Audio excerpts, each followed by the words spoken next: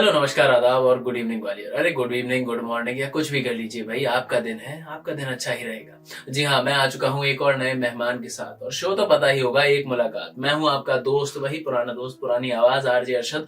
और हमारे साथ आज ग्वालियर की एक ऐसी बहुत ही होनहार बच्ची मौजूद है। जी हाँ, जिन्होंने मतलब क्या कह दूं मैं, कोई शब्द ही नहीं बचते हैं जब हर मतलब एक व्यक्ति कुछ कुछ चीजों में परफेक्ट होता है, लेकिन जब कोई हर चीज में ही परफेक्ट हो जाए, जो चीज सीखे उसमें ही परफेक्ट हो जाए, तो भाई उसके लिए शब्द ही नहीं बचते हैं। जी हाँ, ऐसी ही एक शख्सियत हमारे साथ मौजूद है, सिमरन संतवानी जी, जिन्हें मतलब मैं क्या ही कह दूं, क्लासिकल डांसर भी हैं, टॉपर भी हैं, इसी के साथ सोशल वर्कर भी हैं, इन्फ्लुएंसर भी हैं, और भी बहुत सारी चीजें हैं, लिस्ट लंबी है। लेकिन शुरू करते हैं। पहले तो आपका बहुत बहुत स्वागत है हमारे रेडियो पर।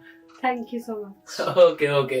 तो इतना सब कुछ कर लिया आपने जीवन में और अभी भी करते चले जा रहे हैं, बढ़ते चले जा रहे हैं। लेकिन इसी के साथ भाई सफर की शुरुआत की मतलब किससे लोग बाग पूछते हैं कि शुरू कहाँ से किया। जैसे हम लोग देखते हैं शाहरुख खान भाई ट्रेन में बैठकर आए थे, टिकट के पैसे नहीं थे। ऐसे ही हर किसी के सफर की शुरुआत होती है कहीं ना कहीं से। मैं जानना चाहूंगा आपके सफर की शुरुआत कहाँ से हुई। तो मेरे सफर की शुरुआत यहाँ से हुई जब मैं छोटी थी। तो when I was 3 years old, ठीक है, तो मैंने ही पास में ही मम्मी के साथ में गई थी। तो मेरे पास में एक डांस क्लास थी, तो वहां पे मैंने देखा कि बच्चे डांस सीख रहे हैं। तो मेरा खुद से ही ये क्रेज शुरू हुआ कि ये डांस मुझे भी सीखना है। तो मैंने अपनी मम्मी को जिद करके बोला कि मुझे डांस क्लास ज्वाइन करवाओ, डांस क्लास ज्वाइन करवाओ। तो वहां पे एक छोटी सी क्लास थी बगल में ही मेरे घर के पास। तो वहां पे एक बुलबुल दीदी थी जिन्होंने मुझे डांस सिखाया और उन्होंने ही मेरा जो डांस का जो कीड़ा है वो शुरू करवाया। तो व्हेन आई वाज 4 या 3 years old, तभी मैंने डांस सीखना शुरू कर दिया था। और फिर जब मैं 4 साल की थी तब मैं DID भी गई थी बाहर, DID टिल TV राउंड। तो वहां तक मेरा सिलेक्शन हुआ एट द एज ऑफ 4। ये बहुत बड़ी बात है, मतलब ग्वालियर एक छोटे से शहर से। तो वहां से DID होके आने के बाद मैंने ग्वालियर में ही अपने सिटी में ही बहुत सारे डांस के कॉम्पिटिशन्स में पार्टिसिपेट किया। बहुत सारे ट्रॉफीज, मेडल्स, मेरे घर पूरा ऐसे एक रूम तो भरा पड़ा है trophies, medal, certificates and all सबके साथ। तो ऐसे ही मैंने डांस के साथ साथ फिर मेरी मतलब when I was 10 years old, तो बचपन से ही डांस सीखते सीखते फिर मेरी मम्मी ने बोला कि why not to take Kathak degree and Kathak सीखो, क्योंकि बॉलीवुड आ गया, हिप हॉप, वेस्टर्न, ये सब आ गया। तो फिर मैंने क्लासिकल डांस सीखा, कथक, फ्रॉम राजा मानसिंह तोमर यूनिवर्सिटी। तो I have taken a 6 years diploma course till the school age तक। तो मैंने स्कूल ही टाइम में अपना वो डिग्री भी कंप्लीट कर लिया कथक का। तो I am now Kathak dancer also. ठीक है, तो फिर जब मैं 10 साल की थी तो मैंने ऐसे ही सोचा कि चलो मई जून है और छुट्टियों का टाइम होता है तब। तो मई जून में मैंने सोचा कि समर कैंप मतलब एक डांस क्लास खोलते हैं या समर कैंप शुरू करते हैं। तो मैंने अपने छोटे से घर से ही, मेरा आंगन मतलब आंगन में ही मैंने क्लास लेने का सोचा, क्योंकि खुद का भी घर नहीं है हमारा, वी लिव ऑन रेंट। तो वहां पे ही मैंने सोचा कि चलो समर कैंप शुरू करते हैं। तो ऐसे ही ग्वालियर सिटी में with the help of my brother, तो वहां पे ऐसे 4-5 ऐसे मैंने फ्लेक्स निकलवाए, मेरे भैया ने एडिट किया एंड ऑल। तो वो ही लगा के आए, हम साथ में लगा के आए। तो ऐसे ही कि चलो देखते हैं क्या मतलब ऐसे फ्री में। तो I have started my summer camp with free, no fees and all, only registration charge रखा था जस्ट 50 रुपीज फॉर 2 months। ठीक है, तो फिर वहां तो मेरे को ये भी डाउट था कि मैं खुद छोटी हूँ, अभी 10 साल की हूँ, तो मतलब लोग आएंगे मुझसे सीखेंगे कि नहीं, क्योंकि मैं खुद भी छोटी हूँ। But the result was very good. तो मेरे पास रजिस्ट्रेशन आए about 50 to 60 people of all age group, मतलब छोटे बच्चे, college girls, aged women and everyone. तो फिर इतना कंफ्यूजन हो गया था, इतने सारे लोग, तो एक छोटा सा स्पेस बिल्कुल। तो continuous from 4 PM to 8 PM मैं कंटिन्यू डांस सिखाती थी without any break and all, और वो भी विदाउट एनी फीस। ठीक है।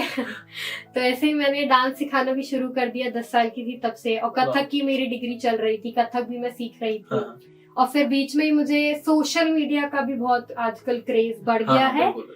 पर फिर उसके बाद सोशल मीडिया पे भी मैं अपना ये सब डालने लगी थी। आई have started my YouTube channel. ठीक है, तो सोशल मीडिया पे डांस की वीडियोस डालना और इंस्टाग्राम पे भी। तो तब तो थोड़ा पढ़ाई की भी चीजें करनी थी हैंडल। और बचपन से ही मेरी मम्मी का ये कहना है कि मतलब क्लास में टॉप करो, शी इज ऑल्सो टीचर।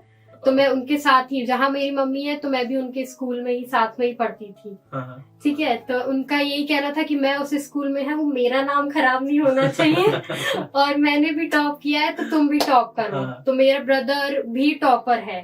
ठीक है, तो वो और एक बड़ा तो बर्डन पड़ जाता है ना कि बड़ा भाई अच्छा पढ़ रहा है तो तुमको भी पढ़ना ही है, तुम ऐसे नहीं रह सकते। तो फिर है ना, वो चीज शुरू से ही थी कि हर क्लास में मैं टॉप आती ही थी, first rank, second rank, third rank. तो नाम ऑब्वियसली मम्मी का भी रोशन होता था, घर में भी बहुत रोशन होता था। ठीक है, तो पढ़ाई की चीजें भी हैंडल करनी थी सारी, और ये सब एक्टिविटीज भी। तो लोगों का ये कहना होता है कि मतलब आप पढ़ाई भी साथ साथ कर रहे हो और ये सब चीजें भी कैसे हैंडल कर लेते हो, क्योंकि बच्चा तो एक ही चीज में अच्छा होता है। बट हमारे यहाँ तो ऐसा कुछ नहीं है कि मतलब हमारे यहाँ तो वी आर मल्टी टैलेंटेड, हर चीज में हम एडजस्ट कर लेते हैं, हर चीज में पहले आना ही आना है, ऐसे नहीं है जहाँ भी जा रहे हो उसका अच्छा रिजल्ट लेके ही आना है। तो फिर ऐसे ही चलता रहा। फिर मैंने सोशल मीडिया पे भी रील्स वगैरह डालना शुरू की। फिर ऐसे ही कोविड वगैरह में भी मैंने ऑनलाइन डांस क्लासेस वगैरह लेने लगी थी। फिर ऐसे ही मुझे फूड वगैरह में बहुत इंटरेस्ट है, मुझे खाने की वीडियोस देखती रहती हूँ, मुझे बहुत शौक है खाने का। तो ऐसे ही मैं अपने घर पे ही मतलब ऐसे ट्राई करती रहती हूँ। वैसे मुझे मेरी मम्मी बोलती है तू पता नहीं क्या करेगी शादी करके, क्या ही बनाएगी, पूरा नाम बर्बाद करेगी। बट जब भी मैं एक चीज बनाती हूँ तो it turns out very good, मतलब बहुत अच्छी चीजें बनती है। तो ऐसे मेरे फूड में भी बहुत शौक है, डांस में तो है ही, और बाकी ये वीडियोस बनाने में मुझे बहुत इंटरेस्ट आता है कि जो भी मेरे लाइफ में चल रहा है तो उसको डालो, शेयर करो सबके साथ। बट ये भी कहना होता है ना कि मतलब आप सब चीजें अपनी शेयर मत करो। लोग कहते हैं कि तुम जहाँ जाते हो सब डालते रहते हो, ये करते रहते हो, ऐसे नहीं करना चाहिए, मतलब नेगेटिविटी ऑल अराउंड। तो वो मैं तो ठीक है, उसको नजरअंदाज करना चाहिए, अपन को जो पसंद है वो ही आप करो। तो फिर ऐसे ही 10th आई हैव स्कोर्ड 80%। बहुत मेहनत करने के बाद मेरे 80% आए। मतलब ठीक है, और पर मेरे को एक्सपेक्टेशन 90+ लाने की थी, पर मेरे 10th में 80% आए। But I am happy with it now. तब मैं खुश नहीं थी, क्योंकि ये मेरे को 80% में इसलिए खुश नहीं थी क्योंकि मेरे ब्रदर के 10th में पूरे 10 CGPA आए थे, मतलब 100%। तो मेरे को प्रेशर था कि तू मतलब 100 ही लेके आएगी, अच्छे ही लाना है। पर मैंने फिर 10th में मेरा ये रिजल्ट आया, तो उसी की वजह से I have got a trip, ठीक है, फ्रॉम MP गवर्नमेंट, कि आपके 10th में और आप कल्चरल में भी अच्छे हो। तो I got a trip of Amritsar Punjab. ठीक है, तो वो वहां पे हमको बाघा बॉर्डर लेके गए, हुसैनी वाला बाग बॉर्डर लेके गए, पूरा स्पेशल ट्रीटमेंट। मतलब मेरी तो लकी ड्रॉ ही लग गया ना बिल्कुल कि 10th के बाद जस्ट बिल्कुल 1 हफ्ते की trip free from the government. तो फिर तब हमारे CM थे शिवराज सिंह चौहान, राइट। तो उनसे मीटअप हुआ, उनसे मिले, उनसे फोटो खिंचवाए, उनके साथ बातचीत हुई आफ्टर 10th। फिर उसके बाद आई have taken 11th and 12th from KV। ठीक है, तो क्योंकि KV में एडमिशन ऐसा जैसे मिलता नहीं है, राइट, क्योंकि आर्मी बैकग्राउंड के बच्चों को ही मिलता है, और हमारे यहाँ फील्ड में ऐसा कोई नहीं गवर्नमेंट सेक्टर से। तो मेरी मम्मी का ये भी कहना था कि बचपन से कि KV में पढ़ो, it's central CBSE based school. ठीक है, बट लकीली मेरा एडमिशन हो गया 11th 12th में from KV number 1 Gwalior, and Gwalior का ही फर्स्ट स्कूल है, फर्स्ट मतलब KV नंबर 1। ठीक है, उसके बाद 11th 12th I have taken, जो कि सारे बच्चे, जैसे कि आप कह रहे थे कि सारे बच्चे भीड़ चाल में चल जाते हैं, कॉमर्स ले रहा है तो कॉमर्स ले लो, मैथ्स, ठीक है, मैथ साइंस तो बहुत फोकस करते हैं। तो ये भी कहना आया था सोसाइटी में कि मतलब 10th आपका इतना अच्छा है, आप शुरू से इतने अच्छे पढ़ने में हो, तो why you are not taking maths and science या बायो या कुछ भी। ठीक है, तो वो बात सही है, मैं पढ़ने में अच्छी थी, अगर मुझे उस चीज में जाना होता तो ऑफ कोर्स मैं क्रैक जरूर करती। बट मेरा वो इंटरेस्ट नहीं था कि मैं डॉक्टर या IAS IPS उसमें जाऊं। मेरे को ये क्रिएटिव चीजें बहुत पसंद थी, और शुरू से डांस में भी क्रेज था। तो ऐसे ही luckily I got some creative interest वाले सब्जेक्ट मिल गए मेरे को KV में, दैट इज वोकेशनल। जैसे कि NEP आजकल वोकेशनल सब्जेक्ट बहुत एड ऑन कर रहा है। तो I have subjects like tourism, जो बहुत ग्रोइंग इंडस्ट्री है, फूड प्रोडक्शन, जैसे मैंने बताया फूड में मुझे बहुत इंटरेस्ट है, और डांस भी था, और बिजनेस स्टडीज। तो ये सब मेरे सब्जेक्ट्स थे 11th में। तो I have taken 11th 12th। और बच्चे 11th में क्या करते हैं, डमी ले लेते हैं मोस्टली, हर कोई 11th 12th जीता ही नहीं है, हाँ। 10th के तक मतलब 10th तक ही हाँ। स्कूल लाइफ है। बट मेरे को 11th एंड 12th मैंने पूरा रेगुलर स्कूल था और मैंने इतनी मेमोरीज बनाई केवी में, because we are getting a good experience, जहाँ पे आपके हाँ। पास वर्ल्ड से मतलब इंडिया से इतने सारे टीचर्स अलग अलग जगह से आपको इतने पढ़ा रहे हैं और अच्छे से। तो फिर मैंने सोचा कि अब ये वाला सब्जेक्ट मुझे मिला है और मैंने एम ही किया था कि आई हैव टू स्कोर 90+, ठीक है, क्योंकि 10th में आए नहीं 80 आए, तो मैंने कहा चलो इसमें तो लाना ही है। तो फिर लकीली और बहुत मेहनत के साथ और अच्छे से मेरे 94% आए 12th में।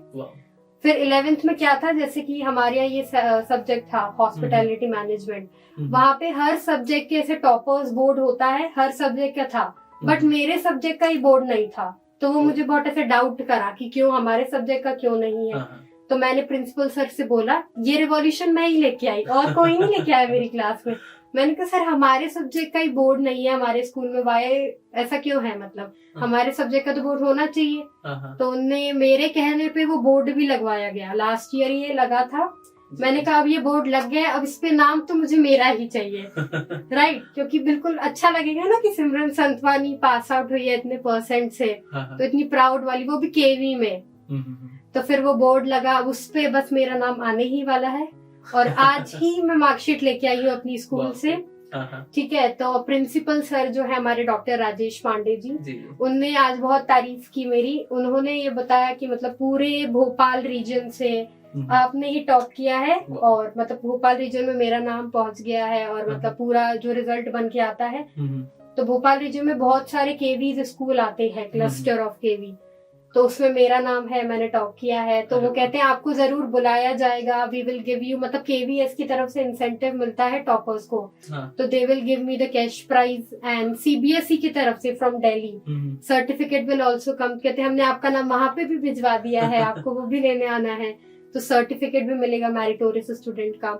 और कहते हैं कि वैसे अभी तक हमारे स्कूल में ऐसे टॉपर्स का बाहर गेट पे बोर्ड लगता नहीं है, बट इस साल लगेगा और है ना, हम आपका ना फोटो वहाँ पे लगेगा स्कूल के बाहर, तो वो भी बहुत अच्छी बात है, बिल्कुल प्राउड की बात है। तो यही सब अच्छा लगता है। और भैया सफर की शुरुआत से लेकर अभी तक का सफर आपने सुन ही लिया होगा, बड़ा ही इंटरेस्टिंग और बड़ा ही रोमांचक सफर था, जिसमें कई सारे मोड़ आए भैया, कला भी आ गई, हमारी पढ़ाई भी आ गई, और दोनों ही चीजें बेमिसाल करके दिखा दी हैं सिमरन जी ने। इसी के साथ अगला सवाल पूछूंगा, क्योंकि कुछ भी चीज बेमिसाल होने में भैया सपोर्ट जरूर लगता है, अकेले इंसान कुछ भी नहीं कर पाता। बहुत से लोगों को लगता है कि मैंने किया है अकेले, ये मैंने किया है अकेले, बट इनडायरेक्टली आपको सपोर्ट लगता ही है। तो मैं यही चीज जानना चाहूंगा सिमरन जी से कि आपको इस जर्नी में सपोर्ट किस किस ने किया है? मेरी फैमिली ने, सबसे मेन तो सपोर्ट आपको फैमिली का ही चाहिए होता है, क्योंकि सोसाइटी तो आपको बिल्कुल प्रेशर करेगी कि ऐसा मत करो वैसा मत करो, क्योंकि ये सब चीजें तो लोगों को पसंद ही नहीं है ना, कि डांस करते हो ये क्या है, या ये सब चीजें करते हो, कुछ पढ़ाई में जाओ ना, डॉक्टर बनो, ये सब करो। तो फिर मेरी फैमिली ने तो बोला कि तुमको जो पसंद है, अभी भी तुमको जो पसंद है तुम वो करो, तुमको जिस कॉलेज में जाना है या नहीं भी जाना है, अपना कथक का परस्यू करना है। तो बिल्कुल फैमिली सपोर्ट तो बहुत अच्छा रहा है। My mother, my father and specially my brother, वो हर चीज में मेरे को सपोर्ट करते हैं। मतलब मेरे को जो भी डाउट हो ना, ऐसे छोटा छोटा भी, मैं उसका ही दिमाग खाती रहती हूँ कि नहीं नहीं ये बता, फिर ही मैं करूंगी। तो ऐसे, और अभी भी मेरे वीडियोस वगैरह में, स्पेशली आजकल तो वीडियोस एंड ऑल का, तो सारी वीडियो भी वही बनाते हैं, एडिटिंग भी, इवन पोस्ट भी वही करते हैं मेरा। अरे वाह। तो मतलब हर चीज, माय ब्रदर को तो मैं बहुत स्पेशल सपोर्ट है, बाकी मेरा मदर फादर तो है ही। अरे वाह, तो भैया आपके राखी के बंधन को निभा रहे हैं। बहुत सही, बहुत सही। बड़ा सुन के अच्छा लगता है जब घर वाले, मतलब खासकर एक इंसान कोई ऐसा हो जो आपका बैक सपोर्ट बनकर खड़ा रहे, आप किसी भी सिचुएशन में हो, वो आपसे कहे कि भाई चलो मैं तुम्हारे पीछे खड़ा हूँ। और ऐसा ही सिमरन जी के भाई करते हैं, उनके साथ खड़े रहते हैं। भाई आपके पास भी कोई हो तो आप भी हमें बता सकते हैं, हमारा नंबर है जो आपको मिल ही जाएगा। लेकिन लेकिन लेकिन लेकिन इसके बाद और भी बातें जानेंगे। बात ऐसी है कि भैया बहुत से बच्चे कंफ्यूज हो जाते हैं, जैसे डांस करते हैं तो भाई पढ़ाई नहीं कर पाते, या फिर डांस नहीं कहूँ, कुछ भी आर्ट साइड कहूँ, कोई भी आर्ट फील्ड में होंगे तो वो पढ़ाई में उनका मन नहीं लगता, या फिर स्पोर्ट में भी होंगे तो भी पढ़ाई में मन नहीं लगता, कहते हैं अरे नहीं पढ़ाई तो बेकार चीज है, स्पोर्ट अच्छा है या फिर आर्ट अच्छी है। लेकिन आप दोनों चीज हैंडल की और दोनों चीज में टॉप भी करना है, तो मैं यही जानना चाहूंगा आपकी स्ट्रेटेजी क्या रही है? ये तो बस मेन बात आपके माइंड पे ही है हाँ। कि आप माइंड से खुद को प्रिपेयर कर लो कि नहीं मेरे को तो दोनों में ही अच्छे से स्कोर करना है, दोनों में ही नहीं मतलब जितनी भी चीजों में हो। हाँ, ऐसा नहीं कि इंसान एक ही चीज पे टॉप कर पाएगा। बिल्कुल। अगर आप खुद ठान लो कि नहीं मेरे को तो हर चीज में जाना है, तो हर चीज में अपन को अच्छा अपना नाम कमा के आना ही है वापस, राइट। तो यही था मेरे मन में भी और मेरे दिमाग पे भी कि मुझे पढ़ाई में अगर फोकस कर रहे हो तो हाँ। पढ़ाई में अच्छे से। ऐसे जब नहीं है, जब मैं प्रिपेयर कर रही थी अपने बोर्ड एग्जाम्स के लिए, हाँ, तो बच्चे क्या होते हैं सिर्फ बोर्ड सारी चीजें छोड़ देते हैं, बिल्कुल। सोशल मीडिया बंद कर देते हैं, घूमना हाँ। फिरना बंद कर देते हैं, सारे अपने क्लासेस बंद कर देते हैं और सिर्फ पढ़ाई पे ही फोकस करते हैं। मैं ऐसी नहीं थी, मैं तो मतलब तब भी लोग मतलब क्या कहते हैं, मैं तो पढ़ाई में ही कर करके प्रिपरेशन, फिर भी मेरी ये सब चीजें भी चलती रहती थी, मैं घूमती भी रहती थी। मैंने कहा क्यों एक चीज पे फोकस करना है, जो होना होगा अच्छे से होगा ही। आप एक बार सही टाइम पे उसको परस्यू कर लो तो अच्छा ही रिजल्ट आना है, खुद के माइंड को प्रिपेयर कर लो बस, ऐसा है। तो भैया सिमरन जी का कहना है भैया अपना माइंड सेट बना लो, जैसा कि अपने विवेकानंद जी कहते थे, अपने माइंड को इतना स्ट्रांग कर लो कि वो आप पर हावी ना हो पाए। जी हाँ, ज्यादातर देख रहे हैं हम सोशल मीडिया के शिकार हैं भैया, रील्स खिसकाते हैं, एक खिसकाते हैं 15 कब खिसक जाती हैं पता ही नहीं चलता है। तो अपने माइंड को थोड़ा कंट्रोल में कीजिए, तभी आप कमाल कर पाएंगे। जी हाँ, कमाल बेमिसाल के साथ बहुत सारी बातें चल रही हैं अच्छी अच्छी। और इसी के साथ एक और बात जानते हैं भाई, पढ़ाई वाले जो बच्चे हैं उनके लिए ये बात बहुत ही मतलब आपके लिए बहुत ही स्पेशल पूछ रहा हूँ। बात ऐसी है कि भाई 96% स्कोर करना आसान बात नहीं है, इवन 90 तक भी स्कोर करना आसान बात नहीं है। भाई मेरी बात करो, हमारे 3 पास हो जाएंगे हमारे जैसे ऐसी कहावत है, जैसे बहुत से बच्चे बोलते हैं यार मैं तो टॉपर हूं मैं भी बात ऐसी है कि स्ट्रीम चूज करने में बहुत से लोग फेल हो जाते हैं, जो बोल रहे थे ना आप भेड़ चाल चल देते हैं, जैसे दोस्त मैथ ले रहा है तो मैं भी मैथ ही लूंगा। भाई मैथ का सवाल का कुछ भी नहीं आ रहा उन्हें, सिग्मा और ये सब अल्फा बीटा कुछ भी समझ में नहीं आ रहा, लेकिन वो मैथ ले लिया उन्होंने क्योंकि दोस्त ने ली थी हमारे भाई ने। तो स्ट्रीम कैसे चूज करें, यही सवाल है मेरा। मतलब कोई भी जस्ट 11th में आ रहा है तो स्ट्रीम कैसे चूज करे अपनी? 10th के बाद स्ट्रीम चूज करना वो बहुत डिफिकल्ट क्वेश्चन है, सही हाँ। भी बात। मैं खुद भी कंफ्यूज थी कि मुझे करना क्या है। 10th हो गया, इतने अच्छे परसेंट आ गए, इतने सारे स्कॉलर्स अवार्ड मिल गए, फिर भी मुझे पता ही नहीं था मुझे सब्जेक्ट लेना कौन सा है। मैं खुद इतनी कंफ्यूज थी, पता है। फिर पर मेरे को ये था कि पीसीएम पीसीबी चलो यार जाना नहीं है, मैथ्स इतना पढ़ेगा कौन, पूरा कंटिन्यूस पढ़ाई देनी पड़ेगी, ठीक है। और कॉमर्स में भी चलो अच्छा है, कॉमर्स ले सकते हैं, ह्यूमैनिटीज भी अच्छा है, सोशल एंड ऑल। ऐसे तो मेरे सोशल में भी मैंने 10th में 98 लाई थी 100 में से, तो मैं ले सकती थी सोशल भी। बट यही है कि मतलब जो भी बच्चे हैं जिनको जिस फील्ड में जाना हो तो वो ही सब्जेक्ट लें। ऐसे नहीं कि अपने दोस्तों के साथ भेड़चाल में फंस जाएं, वो फिर उसके बाद उनको 12th में आके रिग्रेट हो ही जाता है कि इसकी वजह से मैं भी फंस गया। तो खुद को जो आपको आगे करना हो या आपको जो सब्जेक्ट पसंद हो जिसमें आप अच्छा स्कोर कर पा रहे हो तो वही वाला सब्जेक्ट लेना चाहिए। जिसकी कॉमर्स बैंक एंड ऑल में जाना हो तो कॉमर्स ले लें। ऐसे नहीं, हाँ बिल्कुल ये बात भी सही कि पेरेंट्स भी बोलते हैं कि तू मैथ्स ले, बायो ले, इसके अलावा तेरे पास कोई ऑप्शन ही नहीं है। तो बच्चों को पेरेंट्स की तरफ से भी बहुत प्रेशर आता है कि ये वाला सब्जेक्ट लेना चाहिए, बट एट द एंड उनको अपने पेरेंट्स को कन्विंस करना चाहिए कि मैं कर नहीं पाऊंगा अभी 2 साल तो चलो ठीक है, उसके बाद फिर डाउनफॉल तो उनका ही है। बिल्कुल। तो उसके इसलिए उनको खुद प्रिपेयर होके खुद आराम से सोच के सब्जेक्ट लेना चाहिए। जैसे मेरे पेरेंट्स ने मुझे ऐसे प्रेशर नहीं किया था, फिर तो वो भी यही कहते ये तो नया नया सब्जेक्ट है, फूड टूरिज्म, ये क्या ले रही है तू, ये तो कोई पढ़ता ही नहीं है, ये पता नहीं क्या है, इसमें स्कोप है नहीं है। पर फिर भी मेरे पेरेंट्स ने ऐसे कोई इशू नहीं बनाया, तुझे जो लेना है तो वो ले। अरे वाह। मैंने भी अपने मनपसंद का सब्जेक्ट लिया जिसमें इंटरेस्ट आया, और मनपसंद का सब्जेक्ट लिया जिसमें मन लगता था, और उसके बाद भाई रिजल्ट आप देख ही रहे हैं, मैंने भी देख लिया है। और इसके बाद आगे की मतलब जर्नी पूछते हैं, क्योंकि ये तो हो गई अब तक की बात। आगे की बात पूछूंगा कि आगे आपके गोल्स क्या हैं, क्या क्या अचीवमेंट आपको चाहिए? तो जैसा कि मैंने बताया बचपन से ही डांस है और कथक में भी। तो अभी तो जैसे मैंने ये सब्जेक्ट लिया था अपना वोकेशनल वाला, तो मैं उसको भी परस्यू करूंगी, जैसे कि I will do bachelors in tourism. और फिर उसके साथ साथ मैं अपना कथक का भी करूंगी, जो बचपन का पैशन था जिसको प्रोफेशन में बदलना है। तो कथक में भी मैं डिग्री लूंगी, दैट आई बैचलर्स भी करूंगी उसमें, मास्टर्स भी करूंगी और पीएचडी भी करूंगी। बहुत बढ़िया। और अपना ये वोकेशनल सब्जेक्ट चलेगा ही, और बाकी सोशल मीडिया एंड ऑल ये सब चीजें। बहुत सही। हम आपके आगे के भविष्य की भैया उस अच्छे भविष्य की कामना करते हैं, आपको बहुत बहुत सारी ब्लेसिंग्स देते हैं। इसी के साथ हमने ग्वालियराइट्स बहुत सारी बातें की, बहुत सारी बातें जानी सिमरन जी से, और उनके मतलब पिछला जीवन भी जाना, आगे की मतलब गोल्स भी जाने। लेकिन एक और बात बची है, ग्वालियर वालों को मैसेज, क्योंकि हम ग्वालियर वाले थोड़े बहक जाते हैं इधर उधर, तो उनके लिए आप क्या कहना चाहेंगे? तो ग्वालियर तो वैसे डेवलपिंग सिटी है, और मतलब people around the city, some of the people are good, अच्छे हैं, पर कुछ कुछ जो है जिनकी छोटी सोच है मैं कहूंगी। क्योंकि आप मतलब ग्वालियर ऐसा शहर है जो आप जैसे मुंबई और दिल्ली है, वहां पे मतलब हम जा सकते हैं गर्ल्स वगैरह, बट ग्वालियर में अभी भी ऐसा है कि मतलब फैमिलीज जो है, जैसे कि इवन माय फैमिली ऑल्सो, रात का समय है, लड़के तो चलो ऐसे चले जाते हैं, उनका तो जब आओ जब चाहो, बट लड़कियों को ऐसी फ्रीडम नहीं है कि आप 10 बजे के बाद या 11 बजे के बाद अकेले चले जाओ, राइट। तो ऐसा डेवलपमेंट होना चाहिए कि मतलब फ्रीडम फॉर गर्ल्स स्पेशली ये होना चाहिए। जैसे कि मैं भी खुद सोचती हूँ कि जाऊं नहीं जाऊं, राइट, मुझे भी जाना होता है तो मेरे को अपने पापा या ब्रदर के साथ ही जाना पड़ेगा, राइट। तो ये छोटी सोच जो है, वो लोग बाग जो है वो थोड़े से समझदार हो जाने चाहिए।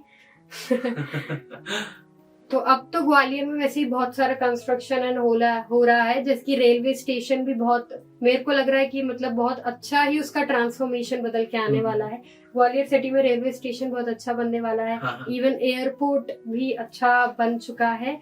और जैसे कि मेरे एज के ही लोग हैं, जैसे कि मेरे एज के ग्रुप वाले लोग हैं, उनको भी थोड़ा रिसर्च एंड ऑल करना चाहिए, तो वो बेस्ट चीज को ग्रैब कर पाए। जैसे कि हम लोग भी रिसर्च करके अच्छी अच्छी चीजों को, लोग बोलते हैं ना ग्वालियर में कि ये क्या क्या होता रहता है, कब कब होता रहता है, हमको तो पता ही नहीं चलता, आप लोग क्या कैसे पता चल जाता है।